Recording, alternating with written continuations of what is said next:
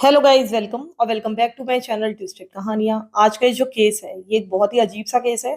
और कुछ ऐसी फीमेल टीचर्स के केस मैं पहले भी कवर कर चुकी हूँ जो बहुत ज्यादा डिस्गस्टिंग थी और जिन्होंने कुछ बहुत ही घटिया काम किए। ऐसी ही एक बहुत ही डिस्गस्टिंग महिला थी पामेला रॉजर्स।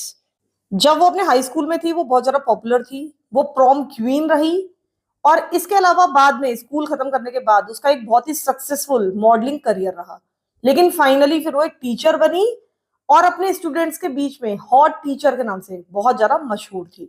लेकिन उसके बाद जो उसने काम किए वो बहुत ज्यादा इनअप्रोप्रिएट थे और जैसे कि मैंने बताया बहुत ज्यादा डिस्गस्टिंग थे। तो सीधे शुरू करते हैं हम अपना आज का ये अजीब सा बहुत ही ज्यादा डिस्टर्बिंग केस।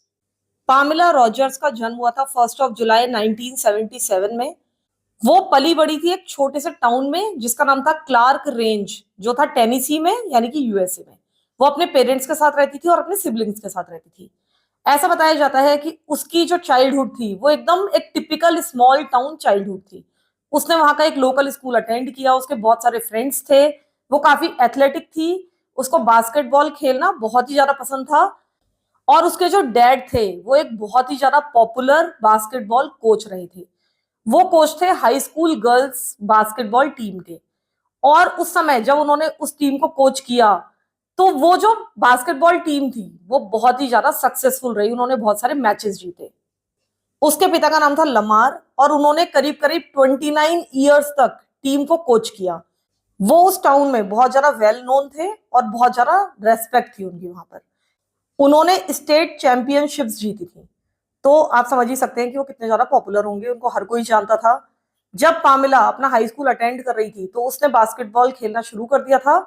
और उसके डैड ही उसको कोच करते थे, उसको सिखाते थे। और जब वो इस टीम में थी और उसके पिता कोच थे तो इनकी टीम ने भी बहुत सारे मैचेस जीते। ऐसा बताया जाता है कि पामिला ना सिर्फ एथलेटिक्स में बहुत ज्यादा अच्छी थी बल्कि वो बहुत ज्यादा पॉपुलर भी थी। वो काफी गुड लुकिंग थी, इसीलिए हर कोई उससे फ्रेंडशिप करना चाहता था। जब इसका सीनियर प्रॉम हुआ 1995 में तब पामला को प्रॉम क्वीन के रूप में चुना गया, जो कि देखा जाए तो एक बड़ी बात थी। जब उसने अपना हाई स्कूल ग्रेजुएट कर लिया तब उसने ये डिसाइड करना था कि अब आगे उसको क्या करना है।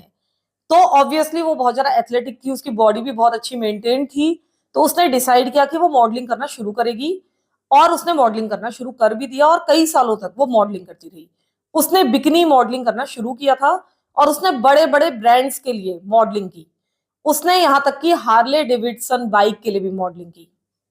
उसके बाद 1997 में जबकि पामला करीब 20 इयर्स ओल्ड थी तब उसको सबसे बड़ी एक मॉडलिंग जॉब मिली।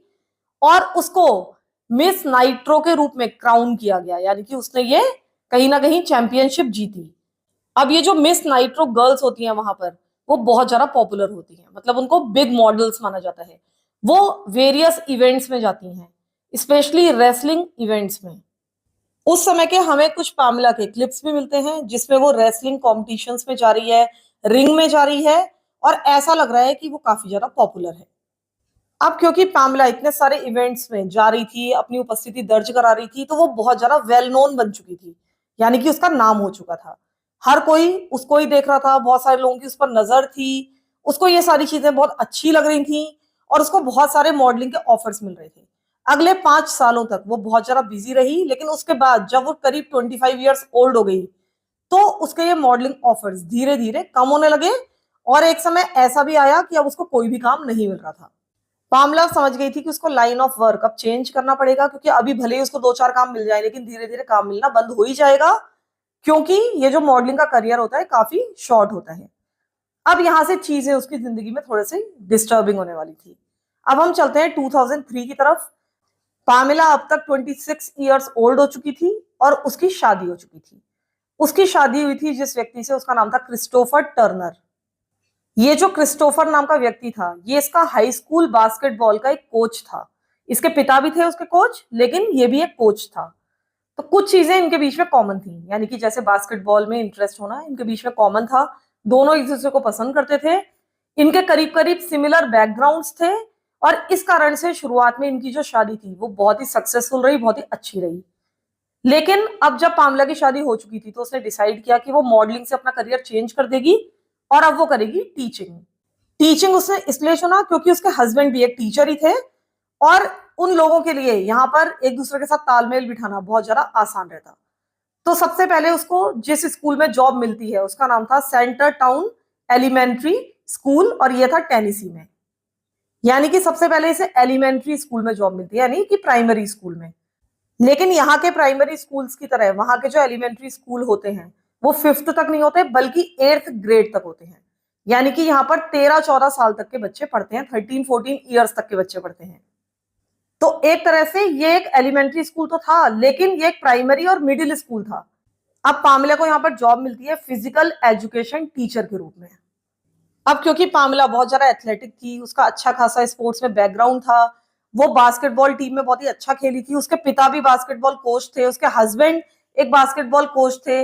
इसके अलावा उसने वेरियस स्पोर्ट्स खेले थे जब वो स्कूल में थी। तो ये सारी चीजें उसके लिए नेचुरल थी कि वो एक फिजिकल एजुकेशन टीचर बन गई। इस स्कूल में वो एक गर्ल्स बास्केटबॉल कोच बन गई, यानी कि वो अपने पिता के ही पदचिन्हों में चल रही थी कहीं ना कहीं। शुरुआत में पामला के लिए सब कुछ बढ़िया रहा। वो बिना किसी इंसिडेंट के, बिना किसी मेजर घटना के इस एलिमेंट्री स्कूल में शुरू के पहले साल में अच्छे से बच्चों को कोच करती रही। लेकिन इसी बीच वो बच्चों के बीच में बहुत ही ज्यादा पॉपुलर हो गई थी। उसके जो स्टूडेंट्स थे उसको बहुत ज्यादा प्यार करते थे, उसको बहुत ज्यादा पसंद करते थे, क्योंकि देखा जाए तो वो काफी यंग भी थी। इसके अलावा वो काफी ज्यादा फनी थी, मतलब इजी गोइंग थी। वो एक इस तरह की टीचर थी जिसके अराउंड होना बच्चे पसंद करते हैं। वो एक रेगुलर टीचर की तरह बिल्कुल भी नहीं थी। ये अपने जो सीनियर स्टूडेंट्स थे उस स्कूल के, उनके बीच में बहुत ज्यादा पॉपुलर थी, क्योंकि उसको हॉट टीचर का एक लेबल दे दिया गया था। इसका रीजन ये भी था कि इसके जो स्टूडेंट्स थे उनको इसके मॉडलिंग करियर के बारे में पता चल गया था, उसके मॉडलिंग बैकग्राउंड के बारे में पता चल गया था। और हो सकता है कि उन्होंने इसकी पिक्चर्स वगैरह भी देखी हो।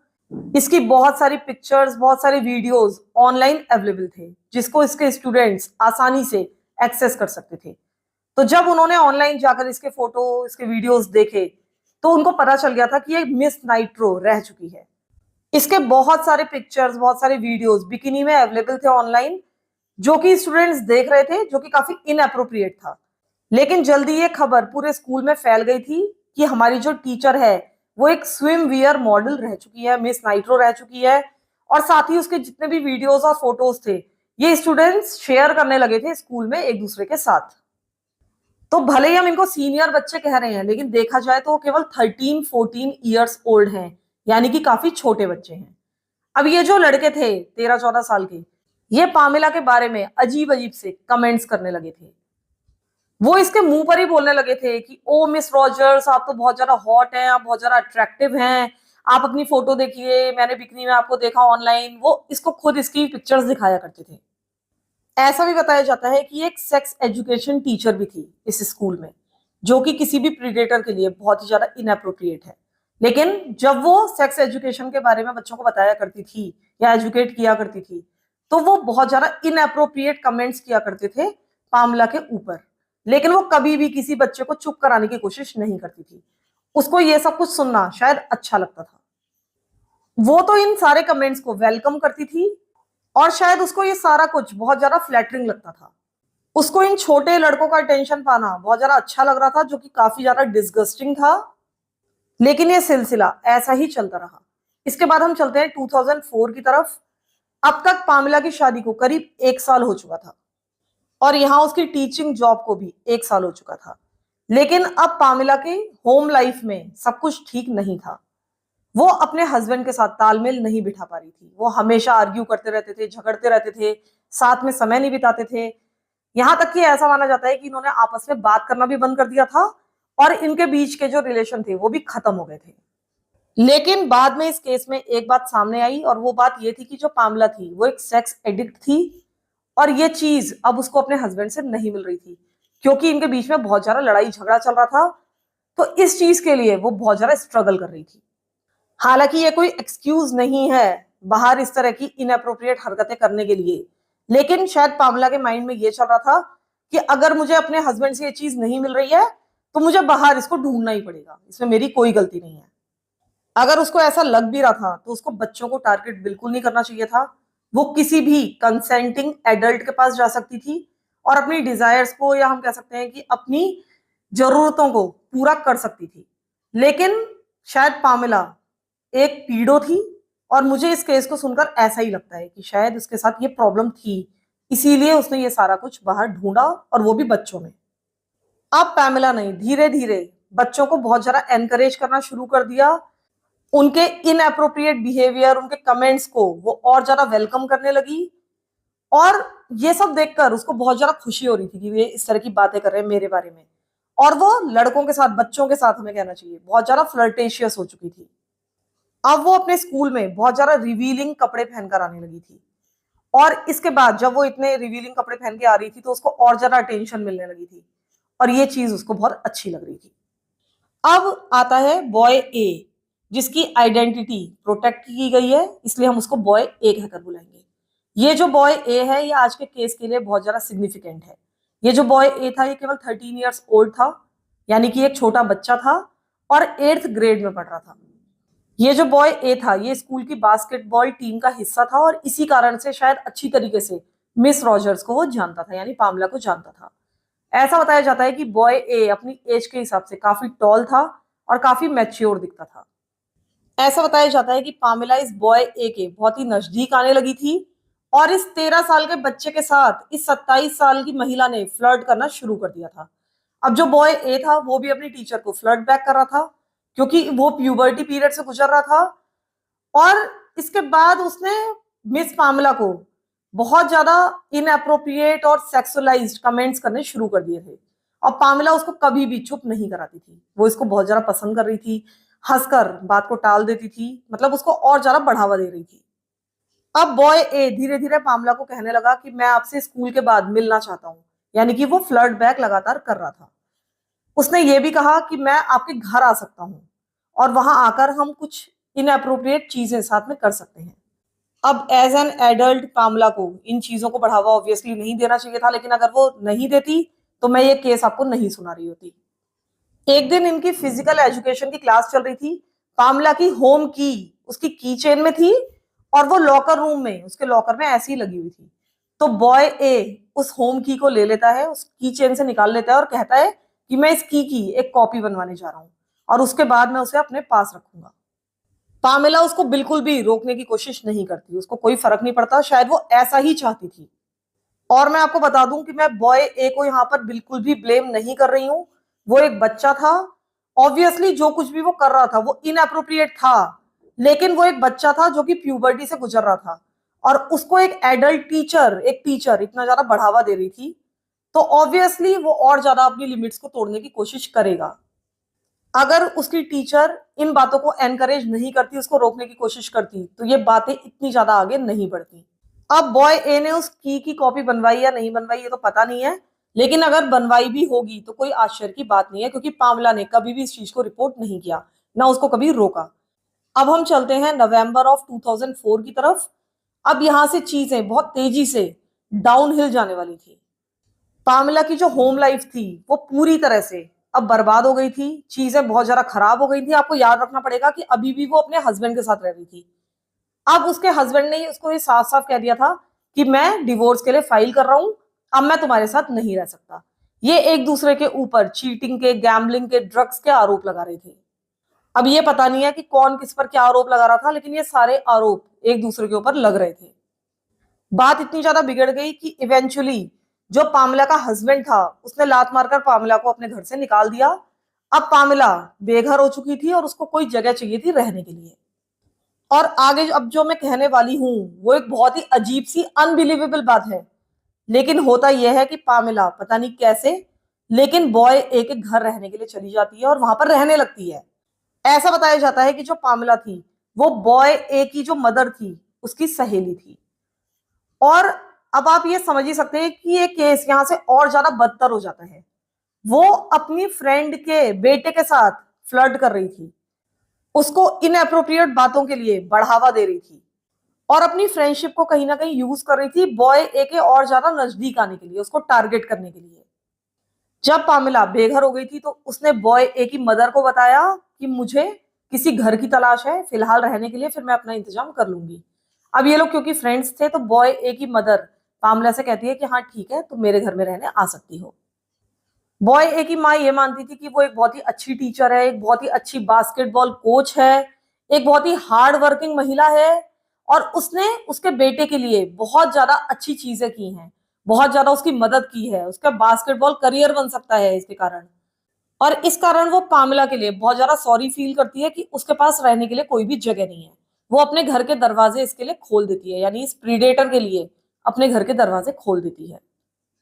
अब वो उस बच्चे के साथ एक ही छत के नीचे रह रही थी जिसको वो टारगेट कर रही थी। अब यहाँ से बहुत जल्दी जो चीजें थी वो नेक्स्ट लेवल पर पहुंचने वाली थी। एक दिन बॉय ए अपने घर में कंप्यूटर पर बैठकर काम कर रहा था। वो 2004 का टाइम था। उस समय स्मार्टफोन्स वगैरह नहीं थे, तो सोशल मीडिया को केवल आप कंप्यूटर से ही एक्सेस कर सकते थे। और उस समय सोशल मीडिया बहुत ज्यादा पॉपुलर था। किड्स हमेशा अपने कंप्यूटर के सामने बैठे रहते थे। वो इंटरनेट पर कुछ ना कुछ देखते रहते थे, उसको यूज करते रहते थे। इसके अलावा मैसेंजर वगैरह का यूज करते थे एक दूसरे से बात करने के लिए। उस समय यूएसए में माई स्पेस बहुत ज्यादा पॉपुलर था। अगर उनको मैसेजेस वगैरह करने पड़ते थे तो वो टेक्स्ट मैसेजेस करते थे एक दूसरे के मोबाइल फोन्स पर। उस दिन बॉय ए अपने एक फ्रेंड जस्टिन के साथ घर में मौजूद था और ऑनलाइन अपने दोस्तों के साथ बात कर रहा था। ये MSN में आपस में बातचीत कर रहे थे, यानी कि आपस में चैटिंग कर रहे थे। लेकिन तभी अचानक से ही पामला का मैसेज आता है इसके कंप्यूटर पर। और मैं आपको बता दूं कि इस केस की जो टाइमलाइन है वो पूरी तरह से क्लियर नहीं है। उस समय तक शायद जो पामला थी इसके घर से जा चुकी थी, या हो सकता है कि वो दूसरे रूम से मैसेज कर रही हो। लेकिन जो कुछ भी था, ये जो मैसेज था इसमें केवल ये लिखा था, I think you are cute. अब अपने किसी भी स्टूडेंट को, मेल स्टूडेंट को इस तरह का मैसेज करना पूरी तरह से इनएप्रोप्रिएट है टीचर के लिए। तो अब जो बॉय ए था और उसका फ्रेंड जो जस्टिन था, वो दोनों इस मैसेज को पढ़ते हैं और हंसने लगते हैं, क्योंकि आखिरकार वो बच्चे ही थे, उनको ये सारी चीजें बहुत ज्यादा फनी, बहुत ज्यादा अजीब लगती हैं। अब जो बॉय ए था वो अपने फ्रेंड से पूछता है, जस्टिन से पूछता है कि मुझे इसका क्या जवाब देना चाहिए। तो फाइनली वो डिसाइड करते हैं कि क्या लिखना है। वो लिखते हैं, I think you are hot. और उसके बाद अब लगातार दोनों तरफ से फ्लर्टेशियस मैसेजेस चलने लगते हैं। इवेंचुअली जो पामला थी वो बॉय ए को उसके अपार्टमेंट में बुलाती है। और इसी से मैं एज्यूम कर रही थी कि शायद अब वो इसके घर में नहीं रह रही थी। वो इस घर को छोड़ चुकी थी और फाइनली मूव आउट कर चुकी थी, क्योंकि अब वो उसको अपने अपार्टमेंट में बुला रही थी। तो अब जो बॉय ए था वो डिसाइड करता है कि वो इसके अपार्टमेंट में जाएगा, और वो जाता भी है। जब ये इसके अपार्टमेंट में एंटर करता है 13 साल का बच्चा, तो वो इससे साफ साफ कहती है कि मुझे तुम्हारे साथ संबंध बनाने हैं। बॉय ए के दिमाग में अभी ये सब कुछ नहीं था। उसको तो ऐसा लग रहा था कि मैं तो बस अपनी टीचर के साथ थोड़ा बहुत फ्लर्ट कर रहा हूँ, फन कर रहा हूँ। लेकिन यहां तक तो उसने सोचा ही नहीं था, क्योंकि वो था तो बच्चा ही, केवल 13 ईयर्स ओल्ड था। उसको इस चीज का कोई भी एक्सपीरियंस नहीं था। लेकिन ऐसा बताया जाता है कि क्योंकि पामेला को सब कुछ पता था, वो तो एक्सपीरियंस थी ही, तो उसने बच्चे का फायदा उठाने का डिसीजन ले लिया था। और बॉय ए को जब उसने बताया कि ऐसा हम कर सकते हैं, तो बॉय ए भी ऑब्वियसली एक्साइटेड हो गया। उसको ऐसा लग रहा था कि मुझे कुछ नया करने का मौका मिलेगा। लेकिन वो एक माइनर था, वो अपना कंसेंट दे ही नहीं सकता था। उसके कंसेंट की यहाँ पर कोई भी वैल्यू थी ही नहीं। उसको ग्रूम किया जा रहा था। उसको ये विश्वास दिलाया जा रहा था कि ये सब कुछ नॉर्मल है, हेल्दी है, इसमें कुछ भी गलत नहीं है। क्योंकि पामला देखा जाए तो उसकी टीचर थी। अगर वो ये कह रही है कि ये सब कुछ ओके है, तो उसको ओके लग रहा था। वो उस दिन बॉय ए का ग्रेप करती है, और उसके बाद कई बार ये चीजें मल्टीपल ओकेजन्स पर दोहराई जाती हैं। वो लगातार अपने अपार्टमेंट में उसको बुलाती रहती है। और जो इस केस के लीगल डॉक्यूमेंट्स हैं, उसके अनुसार हर तरह के सेक्सुअल एक्ट्स किए जा रहे थे जब वो बॉय ए के साथ थी। ना सिर्फ ये बॉय ए को अपने अपार्टमेंट में बुला रही थी, बल्कि कार के अंदर भी इनके संबंध बनने जारी थे। वो स्कूल के अंदर भी इसके साथ संबंध बना रही थी। पता नहीं कहाँ, पता नहीं कैसे, और कैसे उसकी इतनी हिम्मत हो रही थी। अब पामेला को ये लग रहा था कि इसके घर के अंदर भी एंट्री मारनी चाहिए, वहां भी किसी ना किसी तरीके से घुसना चाहिए, और वहां भी उसके साथ संबंध बना सकती है। अब आपको पता ही है कि पामेला उसके घर में कुछ समय के लिए रह चुकी थी, और वहां पर दोबारा घुसने के लिए उसको कोई ना कोई बहाना चाहिए था। अब वो बॉय ए की माँ को बोलती है कि मेरा जो हीटिंग सिस्टम है मेरे अपार्टमेंट का, वो पता नहीं क्यों काम नहीं कर रहा है, और मेरा जो गर्म पानी का सिस्टम है वो भी खराब हो गया है। अब क्योंकि जो बॉय ए की मदर थी वो पूरी तरह से पामला पर विश्वास करती थी, और मुझे ऐसा लगता है कि वो एक अच्छी महिला होगी, और वो इसकी फ्रेंड भी थी। तो वो उससे कहती है कि नहीं नहीं, कोई बात नहीं, तुम कुछ दिनों के लिए मेरे घर में रह लो, कोई दिक्कत नहीं है। और इसके बाद वो पामला को अपना गेस्ट बेडरूम ऑफर करती है। पामला वहां पर रुक जाती है, लेकिन ऐसा बताया जाता है कि पामला रात को उठती थी, आधी रात को बॉय ए के रूम में जाती थी, उसको असॉल्ट करती थी, जबकि बॉय ए की मदर उसी घर में मौजूद होती थी। तो आप समझ ही सकते हैं कि इस औरत की कितनी ज्यादा हिम्मत थी। बॉय ए की मदर के लिए भी मुझे बहुत ज्यादा सॉरी फील होता है। उसको तो ऐसा लग रहा था कि वो एक अच्छा काम कर रही है, वो पामला पर पूरी तरह से ट्रस्ट कर रही थी। वो कभी सोच ही नहीं सकती थी कि वो इसके बेटे के प्रति इस तरह की सोच रखती है। ऐसा बताया जाता है कि बॉय ए की एक गर्लफ्रेंड भी थी, जो कि करीब 13-14 साल की ही थी, लेकिन बॉय ए उससे ब्रेकअप कर लेता है। उस 13 साल की बच्ची को यह भी नहीं पता चलता कि इसने ब्रेकअप क्यों किया, लेकिन शायद बॉय ए को यह लगने लगा था कि वो पामला के साथ एक रिलेशनशिप में है। पामला और बॉय ए बहुत ज्यादा समय साथ में बिताने लगे थे स्कूल के बाद। ऐसा लग रहा था कि पामला उसको रात दिन फॉलो कर रही थी। वो उसको हर दिन 5-6 बार कॉल भी करती थी। वो बॉय ए से पूरी तरह से ऑब्सेस्ड हो चुकी थी। वो ना सिर्फ उसको स्टॉक कर रही थी, बल्कि उसको ग्रूम कर रही थी और असॉल्ट कर रही थी। वो पूरे शहर में आराम से घूमते फिरते रहते थे, लंबी लंबी रोमांटिक वॉक्स लेते थे। ऐसा लग रहा था कि जैसे ये 13 साल का बच्चा उसका बॉयफ्रेंड हो। उसको शायद ऐसा लग रहा था कि खुलेआम ऐसा करके भी वो बच जाएगी, उसको किसी की चिंता ही नहीं थी। उसको लग रहा था कि कभी भी कोई उसको पकड़ नहीं पाएगा, कभी भी किसी को पता नहीं चलेगा। जब वो बॉय ए के साथ घूमने जाती थी, वॉक पे जाती थी, उसके बाद बॉय ए को टहलते हुए उसके घर छोड़कर आती थी। उसके सारे बास्केटबॉल गेम्स के दौरान वो मौजूद होती थी। वो फ्रंट रो में बैठती थी, चीयर अप करती थी, और उसका जो बिहेवियर था बहुत ज्यादा क्रीपी होने लगा था। उसका ये क्रीपी बिहेवियर जारी रहा, लेकिन किसी ने भी इस रेड फ्लैग को देखा नहीं, कम से कम अभी नहीं देखा। तो फिलहाल ये जो इनकी सो कॉल्ड रिलेशनशिप थी वो चलती रही। इधर अब वो जो लड़का था जस्टिन, आपको याद होगा जस्टिन, जो कि बॉय ए के घर आया था जब इसने बॉय ए को मैसेज किया था कि यू आर क्यूट। तो जस्टिन ने पामला और बॉय ए को कई बार साथ में देखा था। तो एक दिन जब पामला और बॉय ए साथ में वॉक कर रहे थे, घूम रहे थे, तो तब जस्टिन उनके पास जाता है बातचीत करने के लिए, और तब पामला खुद जस्टिन को बताती है कि हम एक रिलेशनशिप में हैं, और ये भी बताती है कि हमारे बीच में फिजिकल रिलेशनशिप चल रही है। यानी कि वो एक और 13 साल के बच्चे को इस रिलेशनशिप के बारे में बता रही थी। वो एक तरह से ब्रैग कर रही थी एक टीनेजर के सामने कि मैं एक दूसरे टीनेजर के साथ ये सब कुछ कर रही हूँ। उसने जस्टिन को ये बताया कि हमने अभी हाल ही में स्कूल जिम में रिलेशनशिप बनाए हैं, और हम स्कूल में ये सब कुछ कई बार कर चुके हैं। ये भी स्पेक्यूलेट किया जाता है कि पामला शायद जस्टिन को ये सब इसलिए बता रही थी क्योंकि उसकी आंखें अब जस्टिन पर भी थी। उसको ऐसा लग रहा था कि एक ही बच्चे को असॉल्ट करना काफी नहीं है, शायद एक और बच्चा मिल जाए मुझे ये सब कुछ करने के लिए। शायद जस्टिन उसका नेक्स्ट विक्टिम था। लेकिन थैंकफुली ये सब कुछ वो नहीं कर पाती है, क्योंकि जल्दी ही वो पकड़ी जाने वाली थी। अब हम चलते हैं फरवरी 2005 की तरफ। अब तक बॉय ए को अब्यूज करते करते करीब 3 महीने हो चुके थे। फाइनली कोई व्यक्ति इनके रिलेशनशिप को रिपोर्ट करता है। अब किसने रिपोर्ट किया था इसके बारे में कोई भी जानकारी हमें नहीं है, क्योंकि इसको कभी भी बताया नहीं गया। वो बस एक टिप थी जो कि पुलिस वालों को दी गई। हो सकता है जस्टिन ने रिपोर्ट किया हो सकता है बॉय ए ने खुद रिपोर्ट किया हो, लेकिन कोई भी व्यक्ति हो सकता है, क्योंकि कई सारे लोगों ने इनको साथ में घूमते फिरते देखा था। पामला ने कभी भी कुछ खास प्रयास नहीं किया था अपनी रिलेशनशिप को छुपाने के लिए। 4 फरवरी को पामला रॉजर्स को फाइनली अरेस्ट कर लिया जाता है, और उस पर 15 चार्जेस लगाए जाते हैं इस तरह के असॉल्ट करने के। उस पर कम से कम 13 टाइम्स बॉय ए को ग्रेप करने के चार्जेस लगाए जाते हैं। हालांकि मुझे ऐसा लगता है कि इससे कहीं ज्यादा बार उसने ये कांड किया होगा। उसको कस्टडी में ले लिया जाता है, लेकिन अनफॉर्चुनेटली उसको बेल दे दी जाती है। लेकिन ये जो स्टोरी थी, ये जो केस था, ये बहुत ज्यादा मैसिव बन जाता है, पूरे देश में बहुत ज्यादा पॉपुलर हो जाता है, और बहुत सारे लोगों की अटेंशन जाती है इस केस की तरफ। बहुत सारे टैबलॉइड्स में, बहुत सारे न्यूज़पेपर्स, मैगजीन्स में इसकी बड़ी बड़ी पिक्चर्स छपती हैं, और उस समय बहुत ज्यादा लोग मैगजीन्स, न्यूज़पेपर्स वगैरह पढ़ते थे। इस केस पर नेशनल न्यूज बनती है, और इसके बाद जो होता है उसे सुनकर मुझे बहुत ज्यादा गुस्सा आया। लोग वहां पर डिबेट कर रहे थे कि पामला ने कुछ गलत किया है या नहीं किया है, यानी कि लोग उसको सही ठहराने की भी कोशिश कर रहे थे।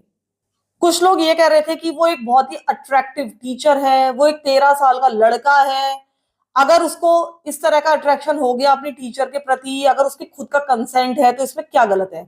देखा जाए तो वो बहुत ज्यादा लकी है। लोग इस चीज को, कुछ लोग इस चीज को एक क्राइम मानने के लिए तैयार ही नहीं थे। और ये कई बार ऐसे केसेस में देखा गया है जहां पर किसी लड़के को अब्यूज किया जाता है किसी महिला के द्वारा। ऐसा माना जाता है कि उस लड़के के साथ कुछ भी गलत नहीं हुआ है, बल्कि देखा जाए तो वो तो बहुत लकी है कि उसके साथ ये सब कुछ हुआ। जब ये न्यूज बहुत ज्यादा फैल गई तब बॉय ए को स्कूल से निकाल लिया गया। उसके शायद माता पिता ने उसको स्कूल से निकाला होगा और इस चीज का उस पर बहुत ज्यादा बुरा प्रभाव पड़ा। उसकी जो माँ थी पूरी तरह से ट्रॉमेटाइज्ड हो गई। उनको विश्वास ही नहीं हो रहा था कि पामला उनके बेटे के साथ ऐसा कर सकती है। उन्होंने कहा कि मैं बॉय ए को अब तब स्कूल वापस भेजूंगी, किसी भी स्कूल पे तब वापस भेजूंगी जबकि वो मेंटली रेडी होगा। साथ ही उन्होंने ये भी कहा कि मैं बहुत ज्यादा चीटेड फील कर रही हूँ, मैंने इतनी घटिया औरत के लिए अपने घर के दरवाजे खोल दिए और उसके बाद उसने मेरे ट्रस्ट को तोड़ दिया। पामला के ऊपर कुल मिलाकर 28 क्रिमिनल चार्जेस लगे थे और उसको बताया गया था कि उसको 100 ईयर्स इन प्रिजन की भी सजा मिल सकती है, जो कि एक काफी हैवी सेंटेंस था और मुझे ऐसा लगता है कि वो ये डिजर्व भी करती थी। अब ऑब्वियसली पामला तो ऐसा चाहेगी नहीं, तो वो एक प्ली डील एक्सेप्ट कर लेती है। वो 4 काउंट्स को यानी 4 एलिगेशंस को मानने के लिए तैयार हो जाती है।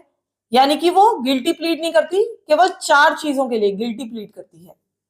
जिन 4 चार्जेस में बहुत सारे एविडेंसेस थे जिसमें वो फंस जाती, बस वो उनको ही मानती है। जब वो इनको एक्सेप्ट कर रही है कोर्ट में, तो आराम से मुस्कुराकर हंसकर इन चार्जेस को एक्सेप्ट कर रही है। She entered her courtroom plea. I can't even talk. No contest. No contest, sorry. इसके जो बाकी 24 चार्जेस थे उनको ड्रॉप कर दिया जाता है।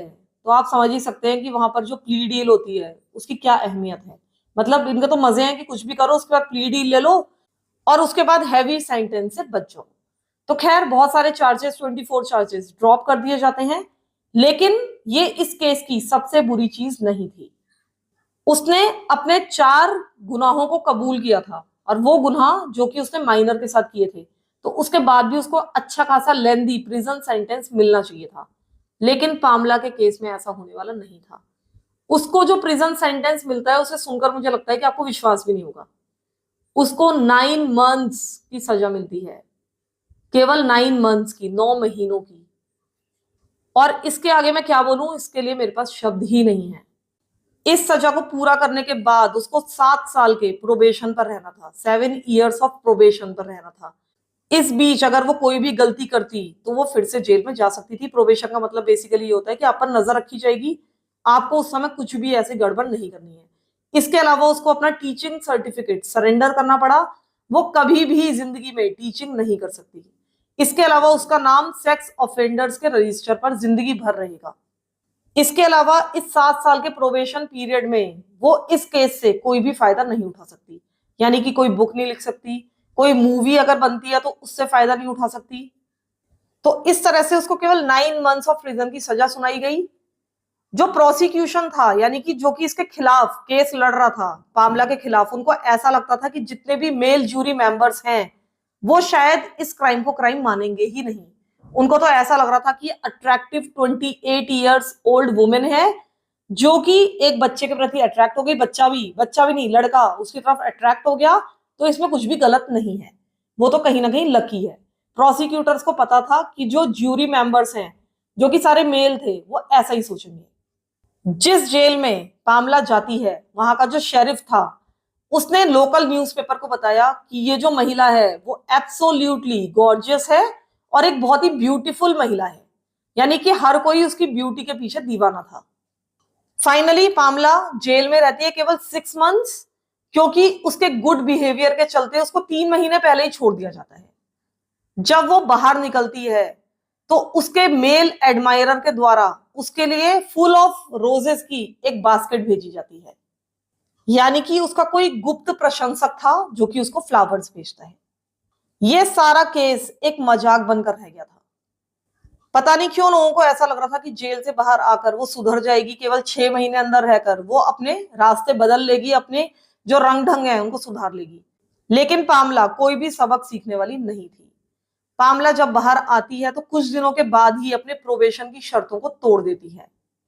और आपको यह जानकर बहुत ज्यादा आश्चर्य होगा कि वो बाहर आने के कुछ दिनों के बाद ही बॉय ए से दोबारा कांटेक्ट करने की कोशिश करती है, जबकि ऑब्वियसली वो कभी भी उससे कांटेक्ट नहीं कर सकती थी। उसको अपने फोन से कभी भी बॉय ए से कांटेक्ट नहीं करना था, या हो सकता है कि उसने इसको ब्लॉक कर दिया हो, तो उससे कांटेक्ट करने के लिए वो अपने पिता का मोबाइल फोन यूज करती है। उसको ऐसा लग रहा था कि अपने पिता के फोन से बातचीत करने से वो कभी पकड़ी नहीं जाएगी। वो बॉय ए को अपनी न्यूड सेल्फीज भेज रही थी, उसको दोबारा अपने चंगुल में फंसाने के लिए। तो आप समझ ही सकते हैं कि ये कितनी घटिया महिला थी।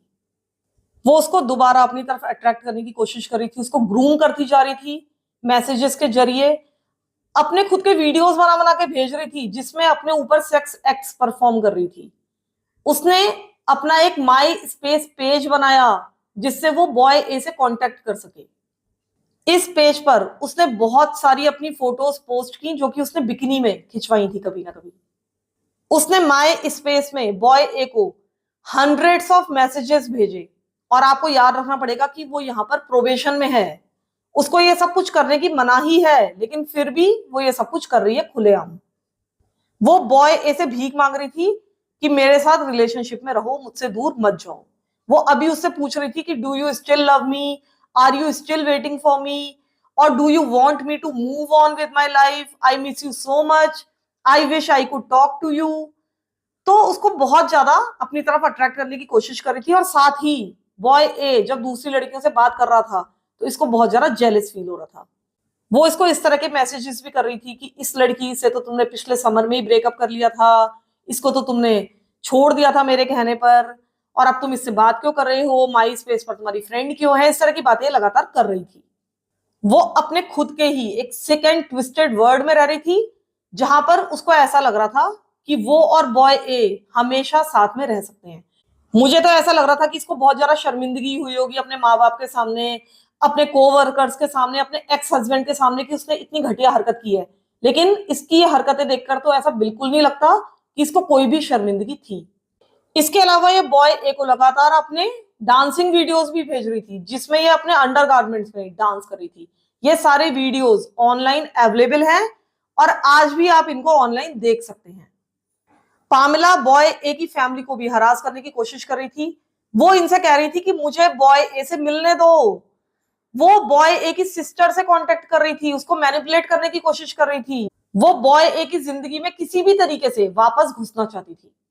लेकिन उसका ये घटिया प्लान तब फेल हो गया जबकि एक बार फिर से अब पामला को अरेस्ट कर लिया गया उसके प्रोबेशन को वायलेट करने के लिए। लेकिन ये एक अंडरस्टेटमेंट है, देखा जाए तो ये अपने विक्टिम को एक बार फिर से असॉल्ट करने की कोशिश कर रही थी जो कि बहुत ही ज्यादा सीरियस है। आपको शुरुआत में ही इसको लंबे समय के लिए प्रिजन में भेजना चाहिए था जो कि वो डिजर्व करती थी।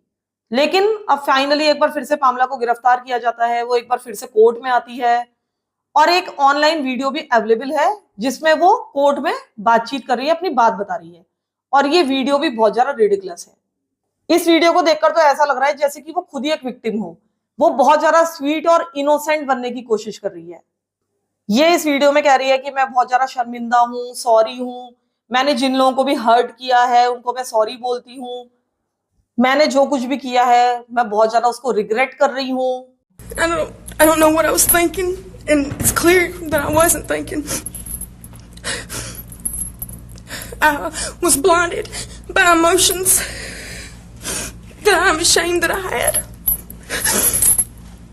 And it's obvious that I need help to resolve those issues. I'm so sorry to all the people that I have affected and hurt. I have embarrassed and devastated my family. And I have embarrassed my friends. What I did was wrong. And I'm deeply in regret of everything. I'm sorry to everyone. I've lost my career. And it was more than just a career to me. It was my life. And it's what made me happy. इसके बाद पामला का इस दौरान एक psychological evaluation भी कराया जाता है और उसके बाद उसको सेंटेंस सुनाया जाना था, यानी कि सजा सुनाई जानी थी। उस इवैल्यूएशन में सामने आता है कि ये एक कंडीशन से पीड़ित थी जिसको मैजिकल थिंकिंग कहा जाता है। इसके बारे में मैंने कभी भी पहले नहीं सुना। इसमें यह बताया गया कि एक चाइल्ड लाइक स्टेट में फंसी हुई है और उसकी जो थिंकिंग है बहुत ज्यादा इमेच्योर है, यानी कि अपने आप को एक बच्ची ही समझती है।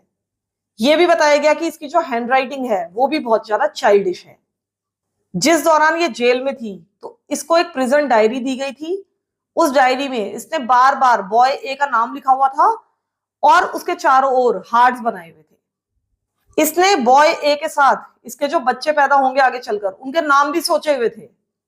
इसने अपना और बॉय ए का जो असली नाम था वो भी बार बार साथ में लिखा हुआ था, यानी कि इसको पूरी उम्मीद थी कि आगे चलकर ये बॉय ए से शादी कर लेगी।